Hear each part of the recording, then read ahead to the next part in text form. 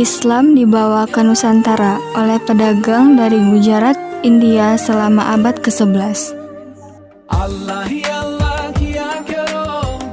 Pada akhir abad ke-16, Islam telah melampaui jumlah penganut Hindu dan Buddhisme. Penyebaran Islam di Nusantara pada awalnya didorong oleh meningkatnya jaringan perdagangan di luar kepulauan Nusantara. Masuknya Islam ke kawasan Kalimantan Selatan melalui dua pintu. Pertama, Islam masuk melalui Selat Malaka melalui transaksi dan komunikasi perdagangan. Kedua, Islam disebarkan oleh para dai yang sengaja dikirim dari tanah Jawa. Pada akhir abad ke-15, Kalimantan Selatan masih di bawah pimpinan Kerajaan Daha.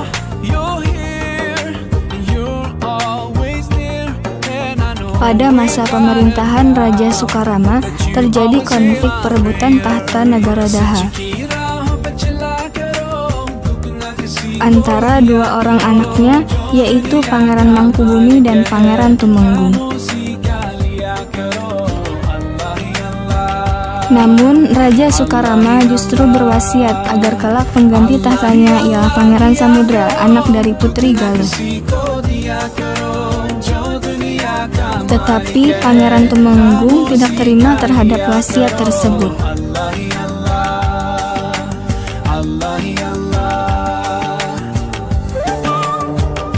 Karena Pangeran Samudra merasa terancam, ia memilih meninggalkan istana dan menyamar menjadi nelayan di pesisir pantai Serapat, Kuin, Balandian, dan Banjar. Ketika Pangeran Samudra telah dewasa, ia bertemu dengan Patih Masih, seorang penguasa bandar yang telah memeluk Islam. Setelah berunding dengan Patih Balit, Patih Balitung, dan Patih Kuin, mereka bersepakat mengangkat Pangeran Samudra menjadi Raja Banjar pada tahun 1526 di Banjarmasin. Pengangkatan menjadi Raja Banjar menjadi titik balik perjuangan Pangeran Samudra.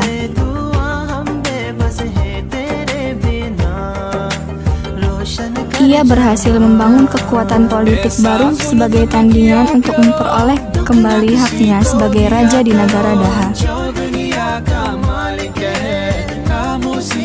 Pangeran Tumenggung yang mendengar kabar ada kerajaan baru yang berdiri menjadi marah dan tak mau tinggal diam. Ia segera berencana mengirim armada perang ke Sungai Barito dan ujung Pulau Alalak untuk menyerang Pangeran Samudra.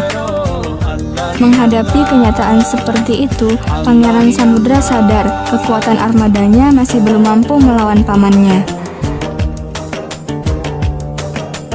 Atas saran Patih Masih, ia meminta bantuan kepada Kerajaan Demak yang dipimpin oleh Sultan Trenggana.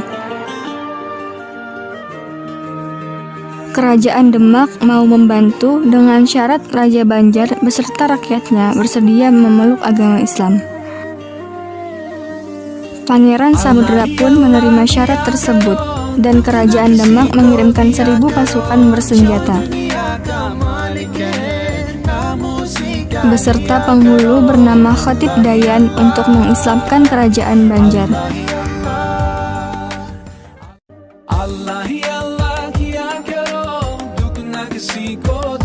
Dengan bantuan tersebut, Kerajaan Daha dapat dikalahkan dan Pangeran Tumenggung mengakui Pangeran Samudra sebagai Raja Banjar.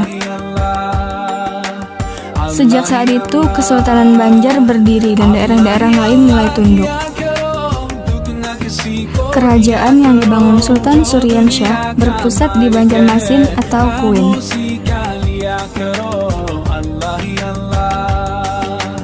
Salah seorang Sultan Banjar yang dalam masa pemerintahannya berusaha menanamkan ajaran Islam kepada rakyatnya adalah Sultan Adam.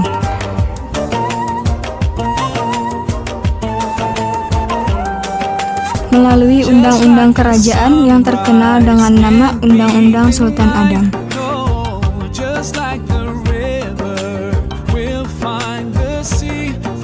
ia menyuruh sekalian rakyatnya, baik laki-laki maupun perempuan, agar beriktikad Ahlus Sunnah wal Jamaah dan melarang beriktikad Ahlul Bid'ah. Pada masa pemerintahan Tahmidullah bin Sultan Tamjidillah, penyebaran Islam mengalami kemajuan pesat. Pada waktu itu, di ibu kota kerajaan Banjar hidup seorang ulama besar bernama Syekh Muhammad Arsyad Al-Banjari atau Datu Kalampayong. Pembaharuan dan penyebaran ajaran Islam yang bersumber dari Mekah dimulai pada abad ke-18 oleh Syekh Muhammad Arsyad Al-Banjari. Dalam usaha penyebaran ajaran Islam, beliau melakukan pengajian dan penyebaran anak cucu atau murid-muridnya ke daerah pedalaman Kalimantan Selatan.